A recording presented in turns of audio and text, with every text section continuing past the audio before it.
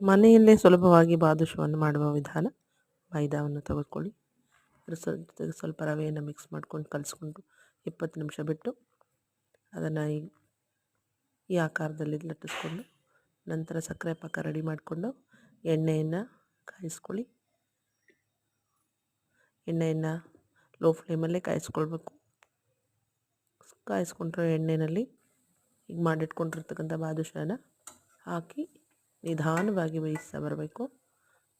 ಕೆಲವೊಂದು ಅಂಟ್ಕೊಳ್ಳುತ್ತೆ, ಅದನ್ನು ನಿಧಾನವಾಗಿ ಸ್ಪೂನಲ್ಲಿ ತೆಗೆದುಕೊಳ್ಳಿ.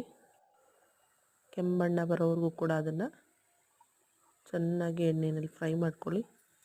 ಬೆಂದಿದೆಯೋ ಇಲ್ವೋ ಅಂತ ಗೊತ್ತಾಗಲಿಕ್ಕೆ ಒಂದೇ ಒಂದು ಟೂತ್ ಪಿಕ್ಕನ್ನು ತೊಗೊಂಡು ಅದಕ್ಕೆ ಚುಚ್ಚಿ ನೋಡಿ. ಅದಕ್ಕೇನು ಅಂಟ್ಕೊಂಡಿಲ್ಲ ಅಂತ ಹೇಳಿದ್ರೆ ಬೆಂದಿದೆ ಅಂತ ಅರ್ಥ.